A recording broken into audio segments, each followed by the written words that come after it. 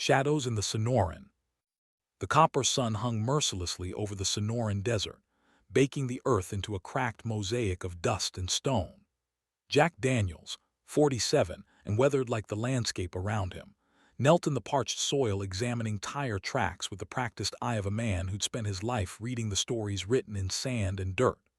23 years as an Army Ranger and survival expert, with 4 tours in Afghanistan, had taught him that details were often the razor's edge between life and death. He never imagined those skills would one day be used to track his own wife's betrayal. Catherine Daniels, Kate to her friends, had always been a force of nature herself. At 42, her auburn hair still caught fire in the sunlight, just as it had when they'd met 14 years ago. A wildlife biologist with a PhD and a passion for large predator conservation, she'd once told Jack that saving the desert's ecosystem was like preserving the Earth's beating heart. These days, though, her heart seemed to beat for someone else. Nathan Woods, the charismatic founder of American Wild Protect Foundation. Jack's instincts had been humming a warning tune for months now. Woods looked the part of the dedicated conservationist with his perfect silver-flecked hair and tailored field clothes, but something in the man's eyes triggered the same alerts Jack had felt in remote Afghan villages before ambushes. He moved too confidently, his hands too familiar with danger. No academic carried himself with that kind of lethal grace. The broken asphalt of Highway 86 shimmered in the distance as Jack raised his military-grade binoculars. The derelict Desert Rose Motel, little more than a sun-bleached skeleton of a bygone era, stood as a lonely sentinel at the desert's edge. Through the wavering heat, he watched Kate's Jeep pull up beside Wood's silver Range Rover with the American Wild Protect logo emblazoned on its side. When Kate laughed at something Wood said, throwing her head back in a gesture Jack hadn't seen directed at him in years, the pain that lanced through his chest was sharper than the time he'd taken shrapnel outside Kandahar. He lowered the binoculars, muscle memory from his ranger days already calculating distances, angles, and approaches. Old habits die hard when you've spent your life planning for worst-case scenarios. Memories washed over him like the flash floods that occasionally transformed these barren lands into rushing death traps. Their first date at Tony's Steakhouse in Tucson, where Kate had captivated him with her passionate theories about apex predator reintroduction. Their wedding at Saguaro National Park, the towering cacti standing witness like ancient guardians. The countless nights he'd woken drenched in sweat, haunted by the ghosts of fallen comrades, only to find her arms already around him, anchoring him to the present without a word being spoken. And then, the gradual silence that had crept between them like an invasive species, choking off what had once thrived. Jack had first sensed something was wrong when he returned from his evening run along the canyon ridge near their home outside Tucson. The desert twilight was fading into purple shadows when he heard Kate's voice drifting through the open bedroom window. "Nathan says we need to move faster," she was saying, her voice carrying a tenderness Jack hadn't heard in months. "The Sonoran black jaguar population won't survive another season of this drought." Jack froze beneath the mesquite tree, his breath caught in his throat. "I understand the risks, but you know what this means to me," Kate continued. Then, after a pause, "No, Jack doesn't suspect anything. He's too wrapped up in his survival school business." Those words cut deeper than any knife ever could. When Jack finally entered their adobe home that evening, Kate was waiting in the living room, curled in the leather reading chair they'd bought on their 10th anniversary. The setting sun painted the white walls in shades of amber and gold, highlighting the copper in her hair, the same color that had first caught his eye across a crowded university lecture hall. "I saw you today," he said simply, lowering himself into the chair opposite hers. His throat felt like he'd swallowed half the desert. Kate flinched but didn't attempt to deny it. Tears welled in her eyes, catching the fading light like gemstones. "I didn't want you to find out this way," she whispered, her fingers nervously tracing the worn leather armrest. It's complicated, Jack. Enlighten me, he said, his voice carefully neutral, the way it had been during hostage negotiations with tribal elders. After you came back from your last deployment, something changed, she began, brushing away a tear. You built walls I couldn't climb, created distances I couldn't cross. You were physically here but gone in every way that mattered. She took a shuddering breath. Then Nathan came along with his passion for conservation, his understanding of what drives me. And what exactly does he give you that I don't? Jack asked, fighting to keep the bitterness from his voice. He listens, Jack. He sees me. When I talk about my research, he doesn't just nod. He engages, he challenges, he cares. Kate straightened, a familiar determination straightening her spine. The work we're doing together is important. We're tracking the last family of Sonoran black jaguars, a subspecies everyone thought was extinct until last year. Jack studied his wife's face, searching for the girl who'd once looked at him with the same passion she now reserved for her work, and apparently for Nathan Woods. There's an expedition leaving next week, Kate said suddenly, leaning forward. Nathan's leading a team to document the jaguars' hunting patterns. I'm asking you to come with us. As what? The cuckolded husband. The words tasted bitter on his tongue. As our survival expert, she countered.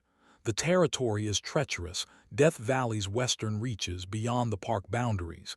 It's no man's land out there. Her eyes met his, pleading. And for us, maybe these 2 weeks can help us decide if there's anything left to save between us. Jack stared out the window where the first stars were piercing the darkening sky. The desert night was rapidly cooling, just as their marriage had quickly, and without warning. 23 years ago, he'd tracked insurgents across the mountains of Afghanistan. Now he'd be tracking truth across an American desert, and possibly losing his wife in the process. It's dangerous out there, he said finally, his eyes returning to hers. The land doesn't forgive mistakes. I know the risks, Kate replied, her voice steadier now. I need to know for sure, Jack, we both do. Something in her tone, a resolution he'd first fallen in love with, made his decision for him.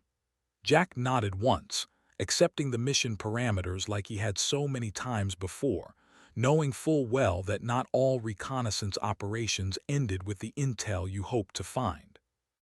Dawn at the expedition's base camp painted the rocky outcroppings in hues of russet and gold. Jack methodically checked his gear, the routine as familiar as breathing.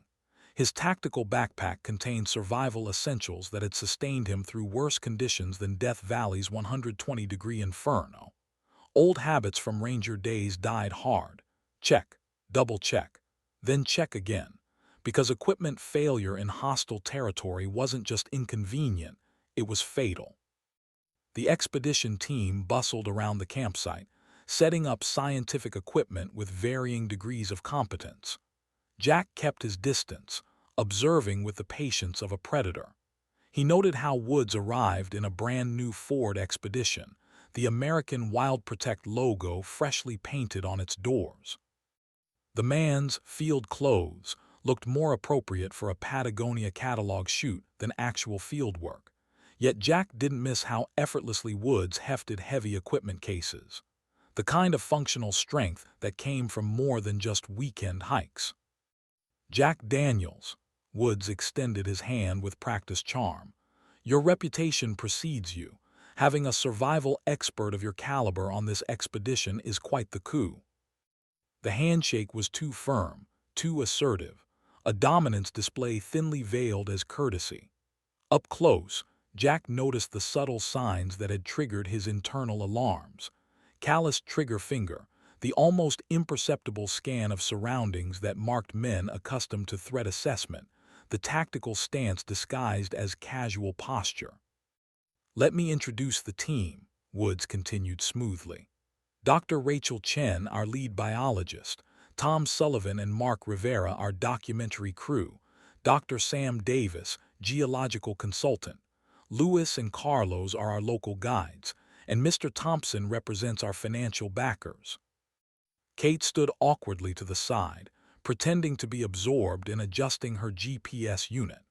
Jack caught her stealing glances between him and Woods, her teeth worrying her bottom lip, a nervous habit she'd had since graduate school. "We move out in 1 hour," Woods announced, unfolding a topographical map across the hood of his vehicle.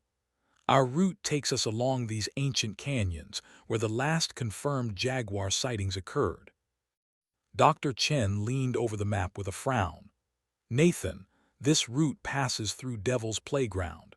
The terrain there is treacherous, and it's at least 20 miles from the documented jaguar territory." "Precisely why we need to explore it," Woods replied, his tone professorial yet somehow condescending. "That's why we have Jack with us, to navigate the dangers that have kept other researchers away." Jack said nothing, but mentally mapped the proposed route against his knowledge of the area. Woods wasn't heading toward known jaguar territory. He was leading them straight through old smuggling corridors that ran along the Nevada-California border, far from where any self-respecting jaguar would hunt. The caravan of 3 vehicles moved out as the temperature began its relentless climb toward the day's peak. Jack drove the lead vehicle, a habit born from countless convoy missions in hostile territory. In his rearview mirror, he watched Woods gesturing animatedly to Kate and Dr. Chen in the second vehicle. By midday, the landscape had transformed into a surreal collection of eroded buttes and narrow canyons.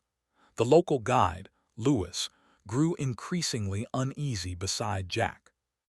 "This place has bad history, senor," he said quietly. "The old ones say entire parties disappeared here. The spirits are hungry in this valley." "Spirits aren't what worry me," Jack replied, noting how confidently Woods directed them through a landscape he supposedly had never explored before. The radio crackled with Woods' voice. "Lewis's superstitions are charming, but science doesn't concern itself with ghost stories." Jack switched off the radio, turning to Lewis. "How long have you worked with Mr. Woods?" "This is first time," Lewis replied. "Usually I guide bird watchers, photographers, never come this far north." Another piece clicked into place in Jack's mental puzzle. They established their first camp in a natural depression between towering rock formations. While the team set up tents and research equipment, Jack slipped away to scout the perimeter. 200 yards out, he discovered fresh tire tracks. Heavy vehicles had been through here recently, and often enough to create a discernible path. "Impressive knowledge of the terrain," Jack commented casually when Woods approached carrying a water container. "Years of research," Woods smiled, his teeth unnaturally white against his tanned face. "It's amazing what you can learn when you're passionate about something or someone." The last words hung between them like the scorpions that dangled from desert crevices, poisonous and patient. Kate, setting up monitoring equipment nearby, pretended not to hear, but her shoulders tensed visibly. Jack caught her eye briefly, and for a moment he glimpsed uncertainty in her gaze, the first crack in her conviction. Night fell with the sudden totality unique to deserts. The temperature plummeted, and stars emerged with fierce brilliance across the vast expanse of sky. Jack remained alert, listening to the whisper of sand as it shifted in the gentle night breeze. The desert never truly slept, and neither did men with secrets to protect. "Sandstorm approaching," Jack announced at breakfast, nodding the yellowish haze on the eastern horizon. Years of reading desert warnings had become second nature. "We can beat it," Woods dismissed, checking his satellite phone. "It's only a couple hours to the next waypoint." "We need to shelter in place," Jack countered firmly. "These storms can reduce visibility to 0 in minutes. We'd be driving blind." "Mr. Daniels," Thompson from the financial backers intervened, "we're on a very tight schedule. Every day counts." "Not as much as your lives," Jack replied evenly. Kate watched this exchange with growing awareness, her scientific mind clearly reassessing variables in a hypothesis that was beginning to fail testing. They traveled barely a mile when the storm hit with the fury of a freight train. Visibility dropped to mere feet, the howling wind pelting their vehicles with stinging sand particles that sounded like buckshot against metal. "All vehicles halt and shut down," Jack commanded over the radio. "Cover air intakes and stay inside." "We need to push through," Wood's voice crackled back, tension evident beneath his controlled tone. "Negative. That's how people die out here," Jack responded with the authority that had once commanded elite units through Afghan sandstorms. "Engines off now." There was a moment of tense silence before Woods reluctantly agreed. The storm raged for 3 hours, transforming the landscape into an alien terrain. When it finally subsided, leaving an eerie stillness in its wake, the team emerged to find dunes shifted, landmarks altered, and the world reborn in the storm's violent passage. Dr. Chen was the first to spot it, a spent shell casing half buried in newly deposited sand. Beside it, darker stains marked the ground, old blood baked into the earth. "Poachers," Wood spat with convincing disgust. "They hunt the jaguars for their pelts and body parts. High-powered rifles with night vision scopes, no sport, just slaughter." Jack noted how precisely Woods described the weapons, and how his eyes betrayed no surprise at finding evidence of poaching in this supposedly unexplored territory. "We should report this to the authorities," Kate said, reaching for the satellite phone. "Reception's terrible here," Woods interjected smoothly. "I'll log the coordinates and report it when we reach better coverage. My contacts at Fish and Wildlife will handle it discreetly." He pocketed the shell casing with practiced ease. As he did, his jacket shifted slightly, revealing the outline of a holstered sidearm, not the small-caliber pistol a researcher might carry for snake protection, but a professional-grade weapon. Kate saw it too. Her eyes met Jack's, the first real communication they'd shared in months.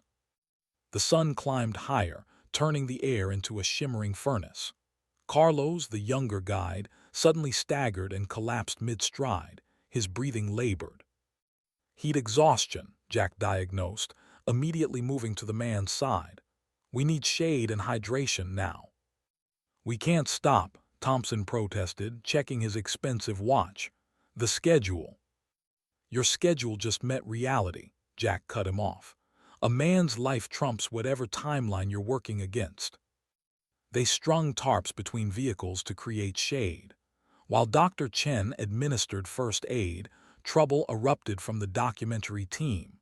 Sullivan was cursing over his camera equipment. "The damn sand, it's in everything. The main camera's mechanisms are completely jammed."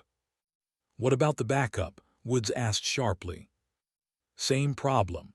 The fine particles got past the weather sealing." Thompson turned an alarming shade of red.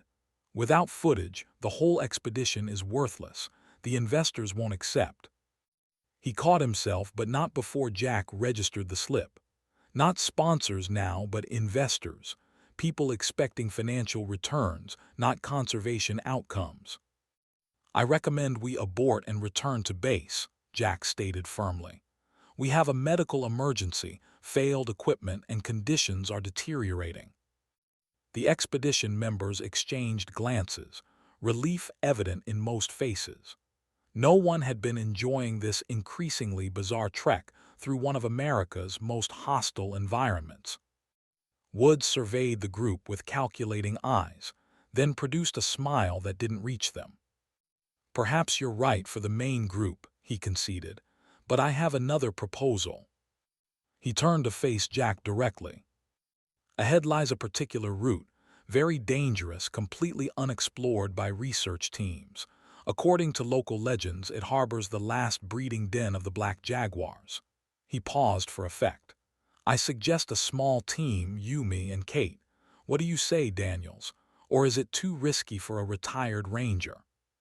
Kate, standing nearby, held her breath. The challenge hung in the air between the men, both understanding this was about far more than just jaguars. "I've walked through worse in the Hindu Kush," Jack replied evenly. "If Kate's willing, I'm in." "I'm going," she said immediately, her voice steadier than it had been in days. While the main expedition prepared for their return journey, the three of them checked gear for the smaller excursion. Jack observed Wood step away to make a call on his satellite phone, speaking too quietly to be overheard, but his body language suggested urgency. "We'll arrive at the coordinates in 2 days. Ensure everything is prepared." The next 48 hours became a grueling test of endurance. The terrain grew increasingly forbidding. Jagged rock formations carved by millennia of flash floods, narrow canyons where the temperature soared to ungodly levels, vast expanses of sun-baked flats where nothing moved except the occasional dust devil dancing across the cracked earth. Woods led them with suspiciously precise navigation, changing course 3 times with explanations about following jaguar signs that Jack knew were fabrications. They were spiraling toward a specific destination, one that appeared on no conservation maps. On the dawn of the 3rd day, Kate spotted an anomaly on the horizon. "Is that a structure?" She squinted through the morning haze. Jack raised his binoculars. Through the wavering heat, he could make out the outlines of a compound, several low buildings camouflaged to match the desert palette, and what appeared to be a makeshift landing strip. "Abandoned research station," Woods explained casually. "Used to monitor migratory patterns years ago." "Strange that it's not on any maps," Jack commented, noting the fresh tire tracks and recently disturbed soil around the perimeter. "Many things in this desert remain undocumented," Woods replied, a new edge entering his voice. "That's what makes it so perfect." They approached the compound slowly. Kate, driven by scientific curiosity, moved toward the main building, but Jack caught her arm. "Wait!" His combat instincts were screaming warnings. The sand around the buildings bore fresh boot prints and vehicle tracks. Satellite communication equipment on the roof was too new, too sophisticated for an abandoned outpost. "Nathan, what is this?" Kate began but fell silent. The main building's door swung open. 2 men emerged holding AR-15s with the practiced ease of professionals. Their tactical vests and stance spoke of military or special operations backgrounds, definitely not researchers or park rangers. "Welcome to my operation." Wood's entire demeanor transformed. The conservation crusader mask fell away, revealing something colder and more calculating beneath. "I'm sorry, Kate, but your passion for wildlife preservation made you the perfect unwitting accomplice." Kate paled. "What are you talking about?" Instead of answering, Woods nodded to his men, who pulled open the doors to a large outbuilding. Inside, Kate gasped at the sight. Cages containing exotic animals, many clearly sedated, racks of animal products, pelts, horns, and bones carefully preserved, taxidermied specimens of rare species posed in lifelike positions, industrial freezers humming in the corner. "No," Kate whispered, "this can't be real." "Oh, it's very real." Woods ran his hand possessively over a mounted jaguar head, its black coat gleaming unnaturally in the harsh light. "Do you know what collectors will pay for specimens like these? What certain markets in Asia will pay for the organs? One black jaguar can fetch over $500,000 when properly processed." "You used me." Kate's voice trembled with rage and betrayal. "All that talk about conservation, about protecting endangered species." "You wanted to believe," Woods shrugged. "People like you always do. Idealists are so easy to manipulate, and to be fair, I was doing this for us. I would have brought you in eventually after I was sure of your flexibility." Jack had positioned himself slightly in front of Kate, his eyes systematically cataloging threats, exits, and potential weapons. 4 armed men excluding Woods, 2 visible exits, fuel canisters along the eastern wall. "What happens now?" Jack asked, his voice deceptively calm.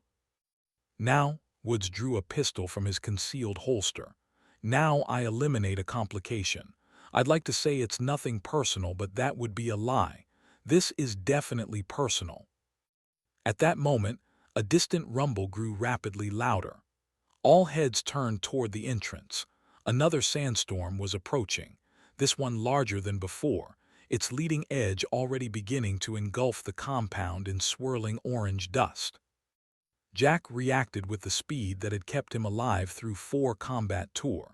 He toppled a shelf of preserved specimens toward the guards while simultaneously pushing Kate behind a metal storage container. A shot rang out, the bullet sparking off the wall inches from where they'd been standing. The storm hit the compound with apocalyptic fury just as all hell broke loose inside. The building descended into chaos, gunfire erupting in sporadic bursts, caged animals shrieking in terror, men shouting conflicting orders as visibility plummeted. 20 years of special operations training transformed Jack into a ghost in the maelstrom. The sandstorm became his ally, the howling wind masking his movements as he systematically neutralized the armed men. His body operated on muscle memory and instinct, a diagonal strike to a carotid artery dropping the first guard without a sound, the second man's own momentum used against him in a devastatingly efficient takedown. "Kill him," Woods roared as the last 2 guards fired blindly into the dust-filled chaos. Jack moved like a desert spirit, appearing and vanishing within the storm. The 3rd guard never saw the strike that rendered him unconscious. The 4th managed to pivot toward a sound, but it was already too late. Jack had slipped behind him, using the man's own weapon to incapacitate him. Woods fired repeatedly, the muzzle flashes briefly illuminating his face, twisted with rage and fear. A bullet grazed Jack's shoulder, burning like a white-hot brand, but the pain only sharpened his focus. "This isn't like shooting defenseless animals, is it?" Jack called out, his voice seeming to come from everywhere and nowhere in the swirling dust. The hand-to-hand combat when they finally collided was savage. Woods fought like a professional, his strikes precise and lethal. But Jack had been forged in the crucible of actual warfare, tested in the unforgiving arena of close-quarters battle where hesitation meant death. Block, counter, redirect. The 2 men were locked in a deadly dance amid the howling storm that had penetrated the building, sand abrading skin and limiting vision to arm's length. "Kate, head for the exit," Jack shouted, spotting the fuel canisters near the wall. With lightning speed, he grabbed one and hurled it toward Woods and his recovering henchmen. A stray bullet, fired in panic by one of the guards, found its mark. The explosion illuminated the compound with a blinding flash. The shock waved through everyone against the walls, and flames instantly engulfed the stockpile of illegal animal products. Years of poaching enterprise transformed into a funeral pyre in seconds. Cages collapsed in the blast, releasing the surviving animals into the storm. Through the roar of flame and wind came Wood's enraged scream. "You won't escape. This is my territory." The inferno devoured the poacher's base, sending columns of black smoke into the raging sandstorm where they twisted into nightmarish shapes. Jack pulled Kate away from the burning building, both of them hunched against the stinging sand and scorching wind. Behind them, gunshots punctuated the storm's howl, Wood's men firing blindly into the maelstrom. "Head south," Jack shouted over the cacophony. "There's a ravine where we can take shelter." Kate didn't respond verbally. She seemed locked in a state of shock, mechanically placing one foot in front of the other. The betrayal she'd experienced had shattered something fundamental in her worldview. Jack understood. He'd seen that same 1,000-yard stare in young rangers after their first firefight. Suddenly, a dark figure materialized from the sandstorm. Woods moved like a man possessed, his face a mask of blood and fury, uncaring about the sand flaying his exposed skin. "You think you can just walk away?" he bellowed, his voice cracking with rage. "After destroying everything I've built." He raised his gun, but Jack was already moving. A handful of sand flung with precision temporarily blinded Woods, causing his shot to go wide. The 2 men collided in desperate combat, rolling across the ground in a brutal struggle that carried them dangerously close to the edge of a deep ravine. Jack felt the ground crumbling beneath them. 30 feet below, jagged rocks weighted like nature's own pungy stakes. Woods felt it too. He froze momentarily, still gripping his pistol, their bodies locked in a deadly equilibrium at the cliff's edge. "You know what's funny?" Woods gasped, spitting blood. "I really did care for her in my own way." "You're not capable of caring," Jack countered. "You're just a predator who sees everyone as prey." Kate stood several yards away, frozen in place. Her eyes widened in horror as she registered the precarious position of the two men at the ravine's edge. "Nathan," her voice quavered, why all the lies?" "Lies?" he laughed maniacally. "I showed you nature's real truth, not that sanitized version from your textbooks, but the raw law of survival. The strong devour the weak. That's the only reality." A violent gust of wind sent another wave of sand washing over them. Jack felt the ground shifting treacherously beneath their feet.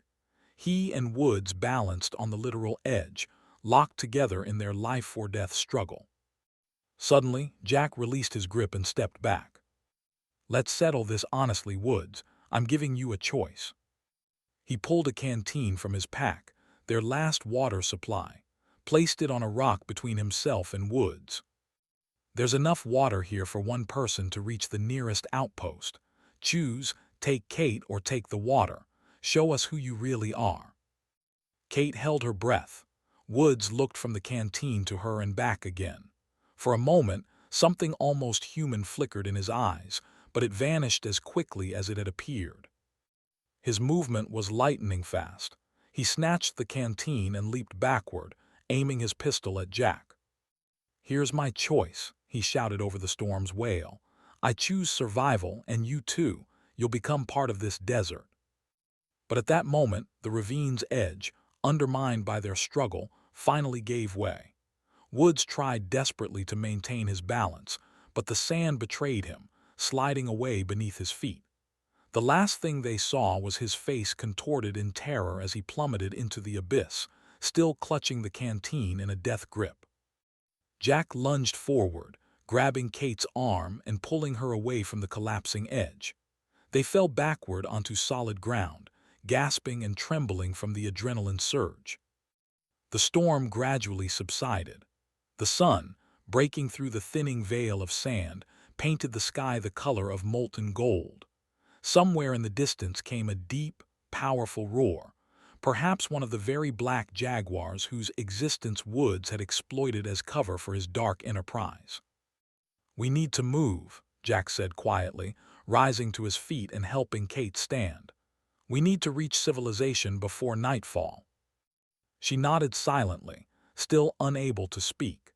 Tears streaked her dust-covered face, whether from the sand or from the brutal realization of how completely she had been deceived by a man she had been ready to trust with her life.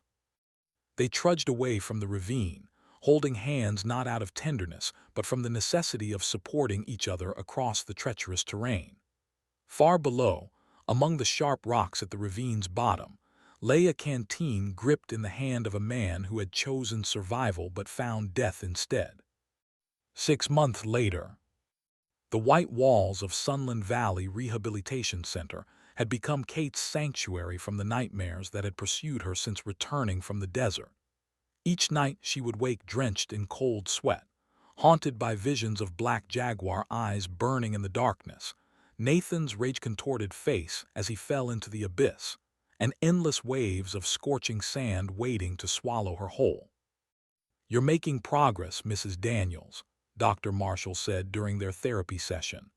"Post-traumatic stress disorder requires time and patience, but I'm seeing definite improvement." She nodded, absently fidgeting with the edge of her robe.